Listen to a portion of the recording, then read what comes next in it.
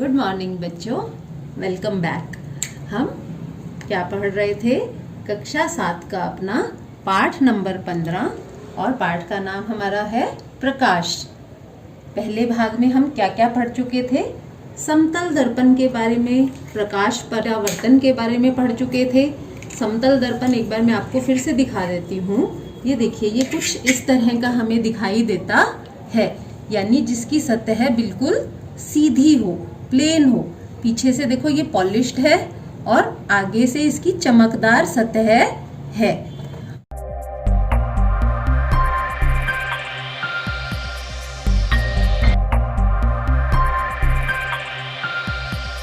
और आज हम क्या पढ़ेंगे? अब आज हम पढ़ेंगे कि क्या दर्पण सिर्फ समतल होते हैं?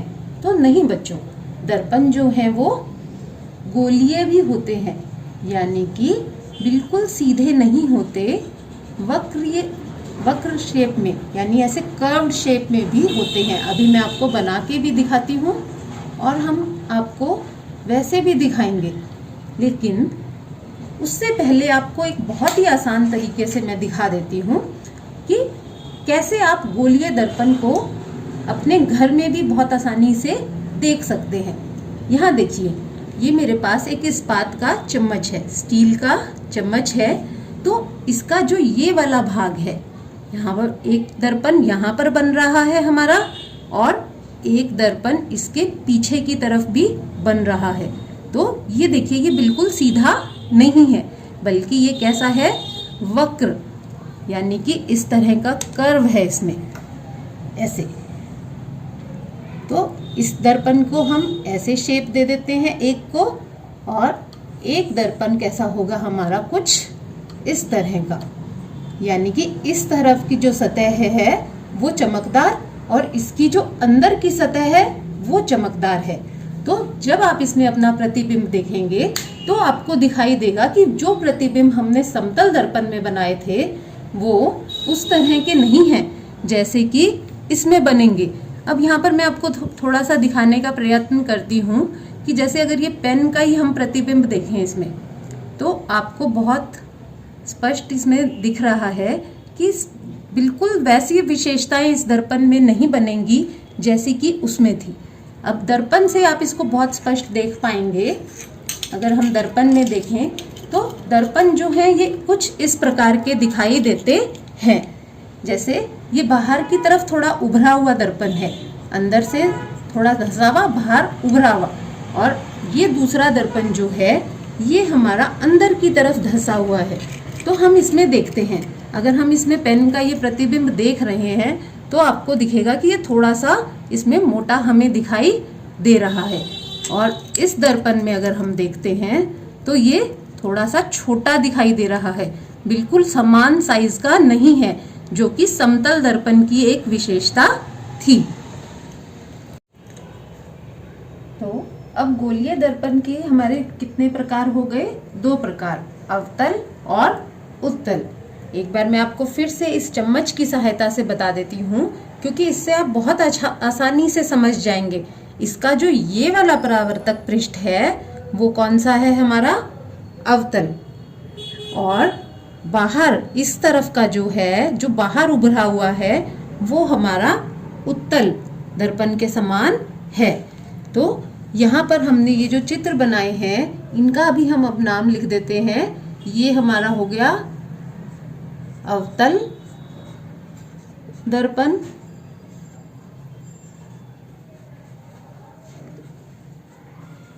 और ये हो गया हमारा उत्तल दर्पण।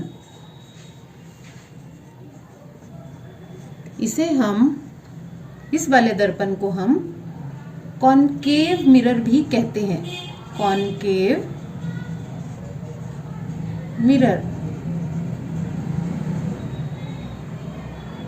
और इस दर्पण को हम कॉन्वेक्स मिरर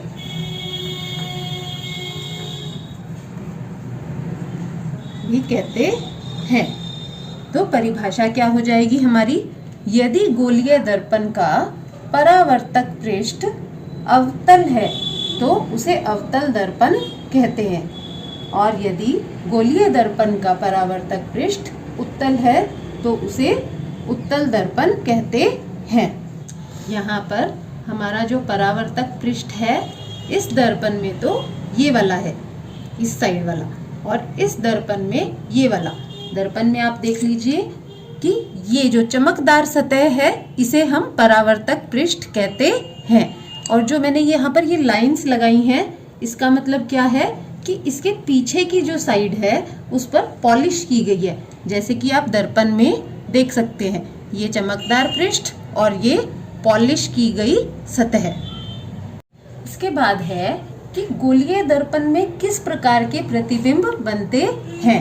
तो मुख्य रूप से हम दो प्रकार के प्रतिबिंब गोलीय दर्पण में देखते हैं। पहला है आभासी प्रतिबिंब और दूसरा है हमारा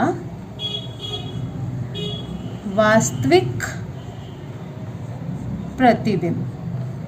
अब ये आभासी और वास्तविक क्या है, इसे भी समझने के लिए हम क्रियाकलाप करेंगे और आपको ये बहुत स्पष्ट हो जाएगा कि आभासी प्रतिबिंब क्या होते हैं और वास्तविक क्या होते हैं। इसे हम वर्चुअल इमेज, प्रतिबिंब को हम इमेज भी कहते हैं और इसे हम रियल इमेज भी कहते हैं। आभासी प्रतिबिंब वो होते हैं जिन्हें पर्दे पर प्राप्त नहीं किया जा सकता और वास्तविक प्रतिबिंब वो होते हैं जिन्हें पर्दे पर प्राप्त किया जा सकता है। ये कैसे होता है, अब हम एक क्रियाकलाप के माध्यम से ये देखते हैं। आभासी प्रतिबिंब और वास्तविक प्रतिबिंब क्या होते हैं, ये जानने के लिए अब हम ये क्रियाकलाप करते हैं। यहाँ पर मेरे पास एक समतल दर्पण है, तो आप ये इस दरवाजे को पर्दा समझिए और हम यहाँ पर देखते हैं कि ये वस्तु हो गई हमारी, यानी कि बिंब।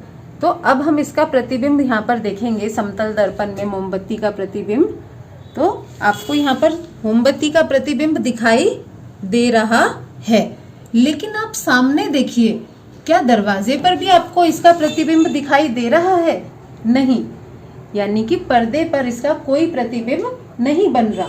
तो ये कैसा प्रतिबिंब है मोमबत्ती का जो दर्पण में बन रहा है? ये एक आभासी प्रतिबिंब है। अब ये दूसरा दर्पण मैंने लिया है जो कि एक अवतल दर्पण है। अवतल दर्पण में आप इसका प्रतिबिंब देख सकते हैं, जो कि कैसा है, बहुत फैला हुआ, यानी उल्टा भी है ये प्रतिबिंब। और सामने देखिए, सामने भी आपको इसका एक प्रतिबिंब दिखाई दे रहा है, जो कि जिसे हम कहेंगे, ये देखिए, जैसे मैं दर्पण को थोड़ा हिला रही हूँ तो ये प्रतिबिंब भी हिल रहा है पर्दे पे, यानी कि ये प्रतिबिंब हमें दिखाई दे रहा है। तो इसे हम क्या कहते हैं? वास्तविक प्रतिबिंब। अब मुझे लग रहा है कि आपको समझ आ रहा होगा कि वास्तविक प्रतिबिंब क्या है और आभासी प्रतिबिंब क्या है। अभी हम तीसरे दर्पण में भी देखेंगे, यानी उत्तल दर्पण में देखते हैं कि क्या उसमें भी आभासी या वास्तविक प्रतिबिंब कैसा बनता है। अब ये तीसरे प्रकार का दर्पण है मेरे पास। ये जो है बाहर की तरफ उभरा हुआ है इसका परावर्तक पृष्ठ, और इसमें भी आप मोमबत्ती की लौ को देख सकते हैं। और आप देख रहे हैं कि इसमें जो प्रतिबिंब बन रहा है वो कुछ आकार में छोटा है, बिल्कुल समान आकार का वो प्रतिबिंब नहीं है। और ये कैसा दर्पण है फिर? उत्तल दर्पण। अब हम सामने की तरफ देखते हैं कि क्या इसका पर्दे पर प्रतिबिंब बन रहा है, तो हम देख रहे हैं कि ये नहीं बन रहा। तो इसका मतलब ये है कि ये प्रतिबिंब कैसा है? आभासी प्रतिबिंब है। यहाँ पर मेरे पास बच्चों अवतल दर्पण है और आप देख सकते हैं कागज पर इसका प्रतिबिंब बनता हुआ आपको बहुत स्पष्ट दिखाई दे रहा है। अगर हम इसे थोड़ी देर के लिए और इसी तरह रखेंगे तो इसकी गर्मी से कागज आपको जलता हुआ भी दिखाई देगा। तो अवतल दर्पण से बनने वाला ये कैसा प्रतिबिंब है सूर्य का? वास्तविक प्रतिबिंब है। देखो मैं इसको हिला रही हूँ तो आपको इसका प्रतिबिंब कुछ हिलता हुआ दिखाई दे रहा है। क्रियाकलाप करने के बाद अब हम आभासी प्रतिबिंब और वास्तविक प्रतिबिंब की जो है परिभाषाएं लिख सकते हैं। और आभासी प्रतिबिंब की परिभाषा क्या होगी? जो प्रतिबिंब पर्दे पर प्राप्त नहीं किए जा सकते आभासी प्रतिबिंब कहलाते हैं। जैसे कि समतल दर्पण में जो प्रतिबिंब हमारा बनता है वो कैसा प्रतिबिंब है? आभासी प्रतिबिंब है। इसी प्रकार उत्तल दर्पण में भी जो प्रतिबिंब हमने प्राप्त किया वो भी हमारा आभासी प्रतिबिंब है। और वास्तविक प्रतिबिंब कैसे होते हैं हमारे? जो प्रतिबिंब पर्दे पर प्राप्त किए जा सकते हैं उन्हें वास्तविक प्रतिबिंब कहते हैं। जैसे कि अवतल दर्पण में जो हमने प्रतिबिंब प्राप्त किया उसे हमने पीछे पर्दे पर भी देखा तो वो कैसा प्रतिबिंब है? अवतल दर्पण पे प्राप्त होने वाला वास्तविक प्रतिबिंब। और इसके अलावा हमने ये भी देखा कि अवतल दर्पण पे जो प्रतिबिंब बनते हैं वो उल्टे होते हैं। अगर हमारी वस्तु की दिशा ये थी तो प्रतिबिंब की दिशा उल्टी, जबकि उत्तल दर्पण में जो प्रतिबिंब बनते हैं वो जो है आकार में छोटे होते हैं।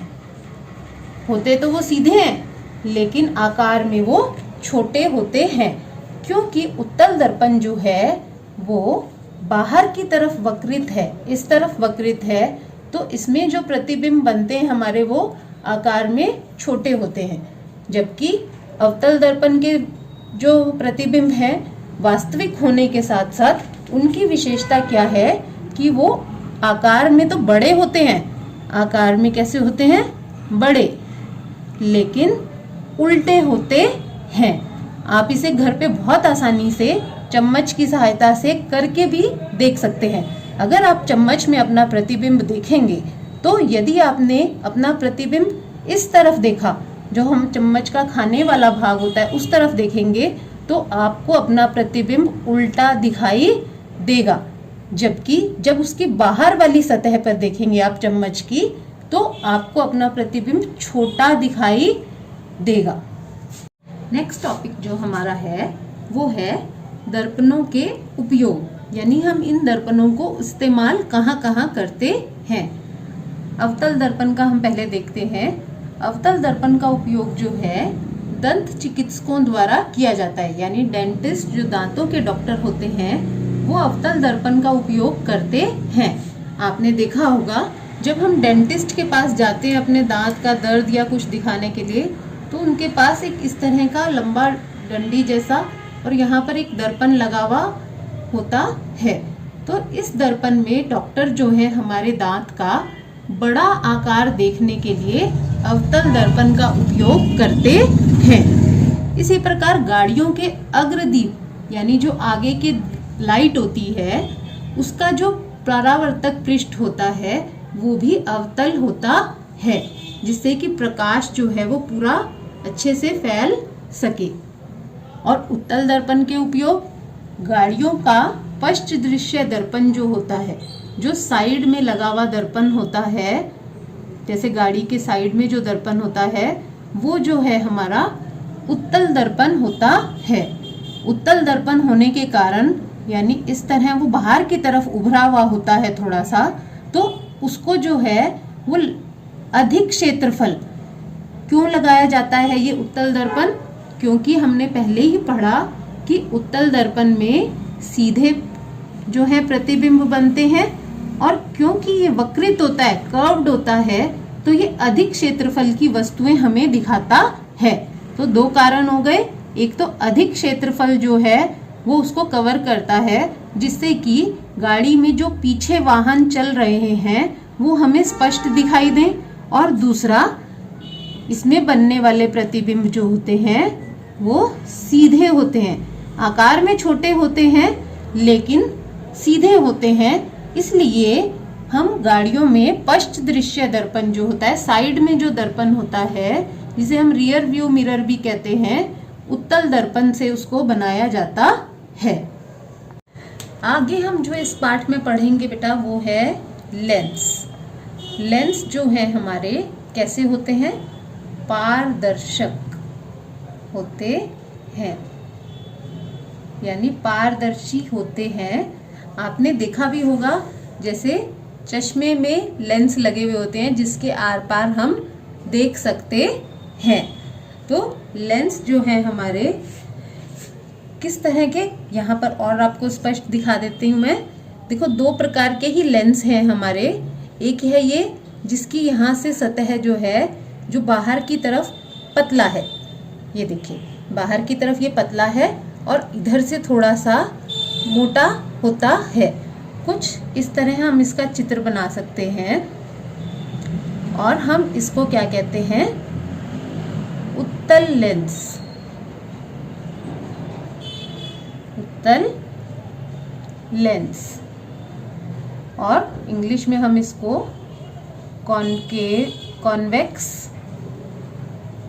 लेंस कहते हैं। और ये दूसरा लेंस देखिए आप, ये इसका जो यहाँ का साइड है, ये साइड जो है इसकी कुछ मोटी है और अंदर से ये दबा हुआ है। और अगर हम इसका चित्र बनाएं तो कुछ ऐसा बनेगा। इसे हम अवतल लेंस कहते हैं, यानी कॉनकेव लेंस। लेंसों का उपयोग हम कहाँ करते हैं? किसी भी वस्तु को थोड़ा सा बड़े आकार में देखने के लिए। जैसे अगर हमने यहाँ पर ही अक्षर लिखे हुए हैं, तो अगर हम यहाँ पर ये लेंस जैसे मैं ला रही हूँ, तो आप देख सकते हैं कि ये कुछ बड़े आपको दिखाई दे रहे हैं। तो इनका मुख्य उपयोग यही होता है। चश्मों में भी हम इनका उपयोग करते हैं। आगे हम पढ़ेंगे अब कि लेंस में किस प्रकार के प्रतिबिंब बनते हैं। जैसे हमने पढ़ा था कि दर्पण में आभासी और वास्तविक प्रतिबिंब बनते हैं, तो लेंस में भी हम क्रियाकलाप करके देखते हैं कि किस लेंस में इन दोनों में से हमारे पास आभासी प्रतिबिंब बनते हैं और किसमें वास्तविक प्रतिबिंब बनते हैं। तो चलिए फिर हम अपना क्रियाकलाप करते हैं। यहाँ पर उत्तल लेंस में आप देख सकते हैं कि इसकी जो प्रतिबिंब है, हमें सामने की सतह पर कुछ दिखाई दे रहा है। तो ये कैसा प्रतिबिंब है? ये वास्तविक प्रतिबिंब है, दिखाई दे रहा है। आप इसको करके देखेंगे तो आपको बहुत स्पष्ट दिखाई देगा। अब अवतल लेंस में भी हम इसका प्रतिबिंब देखने की कोशिश करते हैं। तो हम देख रहे हैं कि इसका प्रतिबिंब जो है हमें सामने पर्दे पर दिखाई नहीं दे रहा, यानी कि ये कैसा प्रतिबिंब है? आभासी प्रतिबिंब है। इधर से आप देख सकते हैं सामने से ये प्रतिबिंब कैसा है? आभासी। इस तरह उत्तल लेंस से आप सूर्य का वास्तविक प्रतिबिंब इस कागज पर प्राप्त कर सकते हैं। यहाँ पर मेरे पास ये उत्तल लेंस है और जब हम इसको फोकसित कर रहे हैं तो सूर्य का वास्तविक प्रतिबिंब जो है इस कागज पर प्राप्त हो रहा है। तो यहाँ पर आप देख सकते हैं कि उत्तल लेंस और अवतल लेंस में हमने कैसे प्रतिबिंब देखे। उत्तल लेंस में जो हमने प्रतिबिंब देखे वो कैसे थे? सीधे, आवर्धित और वास्तविक।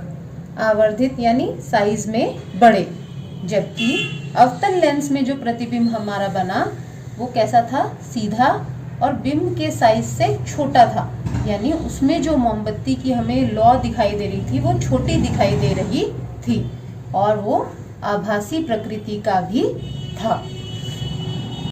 इस पाठ का हमारा जो लास्ट टॉपिक है अब वो ये है कि सूर्य का प्रकाश श्वेत होता है अथवा रंगीन होता है।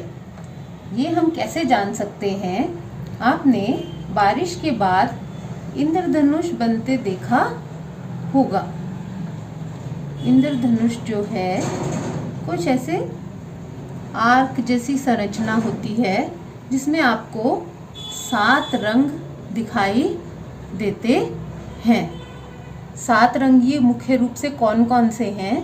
ये इसी श्वेत प्रकाश का जो विभाजन है वो 7 रंगों में हो जाता है। ये 7 रंग कौन से हैं, इन्हें याद करना और एक क्रम में याद करना बहुत आवश्यक है। इसको याद करने का एक बहुत सरल तरीका है, आप इस तरह से लिखिए VIBGYOR।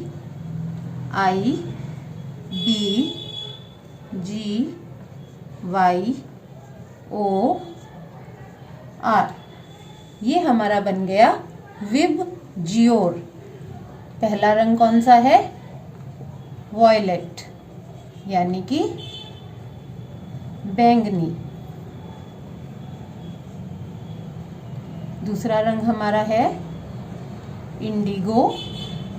इंडिगो जो रंग है नीला है, लेकिन कैसा नीला, नील जैसा नीला रंग जो होता है, जो कपड़ों में आप नील लगाते हो वो इंडिगो होता है, और वही नीला रंग है हमारा दूसरा। तीसरा हमारा है ब्लू, ये हल्का नीला रंग। चौथा है हमारा ग्रीन, हरा। अगला है येलो यानी कि पीला। उसके बाद ऑरेंज यानी कि संतरी, और लास्ट में है रेड यानी कि लाल। तो ये 7 रंगों से मिलकर हमें क्या प्राप्त होता है, श्वेत प्रकाश। श्वेत प्रकाश प्राप्त होता है। इसे भी हम क्रियाकलाप द्वारा करके भी देखेंगे कि किस प्रकार ये 7 रंग मिलकर श्वेत प्रकाश बनाते हैं और कैसे ये श्वेत प्रकाश इन 7 रंगों में विभाजित हो जाता है। कुछ इसी तरह की संरचना सीडी में भी देखी होगी। जैसे यहाँ पर मेरे पास अब एक सीडी है और इस पर जब लाइट पड़ रही है, आप देखिए तो ये 7 रंगों में विभाजित होती हुई हमें दिखाई दे रही है। यहाँ पर आप इसके रंग बहुत आसानी से देख सकते हैं। और हम दूसरा क्रियाकलाप जो करेंगे वो इस प्रिज्म की सहायता से करेंगे। ये इस तरह की आकृति का जो है इसे हम कहते हैं प्रिज्म। प्रकृति में भी एक ऐसी ही प्रक्रिया होती है। क्या होता है कि बारिश के बाद हमें इंद्रधनुष कब दिखाई देता है, बारिश के बाद।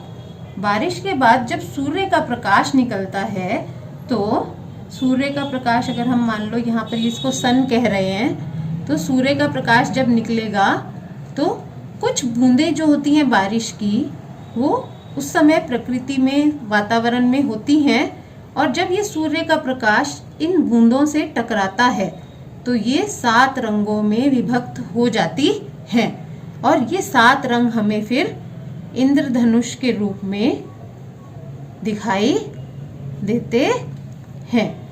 हम इस क्रियाकलाप को करके देखते हैं कि किस प्रकार प्रिज्म, इसे हम क्या कहते हैं, प्रिज्म।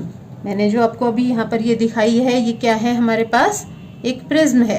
तो इसी तरह ये प्रिज्म पे भी जब सूर्य का प्रकाश पड़ेगा एक दिशा से, तो आप दूसरी दिशा से 7 रंगों में इसको विभक्त होते हुए देख सकते हैं। तो चलिए अब हम ये क्रियाकलाप करते हैं। बच्चों ये देखो, मेरे पास एक ग्लास प्रिज्म है। अब हम देखते हैं कि किस प्रकार जब सूर्य का प्रकाश इस पर पड़ता है, श्वेत प्रकाश, तो वो 7 रंगों में विभक्त हो जाता है। यहाँ पर मैंने एक प्रिज्म ले रखी है और यहाँ प्लेट में हमारे पास कुछ पानी है, जिससे कि आपको ये 7 रंगों में विभक्त होता हुआ बहुत स्पष्ट दिखाई देगा। और ये देखो, जैसे मेरे पास, मैं इस पे फोकस कर रही हूँ, तो सूर्य का प्रकाश इस पे पड़ने से पानी में आपको 7 रंग बहुत स्पष्ट दिखाई दे रहे हैं। तो आपने क्रियाकलाप में देखा कि कैसे श्वेत प्रकाश आपको 7 रंगों में विभक्त होता हुआ दिखाई दिया। अब आपको ये भी सोच रहे होंगे कि यदि हम इन 7 रंगों को मिला दें तो क्या हम पुनः श्वेत प्रकाश प्राप्त कर सकते हैं? जी हाँ, बिल्कुल कर सकते हैं। ये भी हम अभी हम एक और क्रियाकलाप करके देखते हैं। बहुत आसान सा क्रियाकलाप है और उसमें हम एक डिस्क इस तरह से लेंगे और उसको हमने 7 हिस्सों में विभक्त कर रखा है।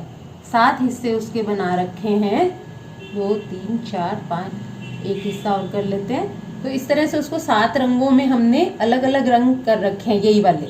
और जब उसको तेजी से घुमाया जाएगा तो हमें वो सफेद दिखाई देगी। तो आइए हम उस क्रियाकलाप को करके देखते हैं। ये देखिए, ये एक डिस्क है जिसे 7 रंगों में रंगा हुआ है। अब मैं इसे तेजी से घुमाऊंगी इस तरह से, तो आपको ये देखिए सफेद रंग की नजर आ रही है। ये देखिए इस तरह से हमें ये 7 रंग जब ये आपस में मिल गए तो ये हमें सफेद नजर आते हैं। इस डिस्क को हम न्यूटन की डिस्क कहते हैं। यानी जो हमने 7 रंगों की ये डिस्क बनाई थी, इसे हम न्यूटन डिस्क कहते हैं। मुझे उम्मीद है आपको पाठ बहुत अच्छी तरह समझ आया होगा। आप वीडियो को 2 बार देखिए, जिससे आपको इसमें आए हुए सभी प्रमुख शब्द भी दोबारा दोहराने में आसानी हो जाएगी और आप बहुत अच्छे से इस पाठ को समझ पाएंगे। Thank you very much.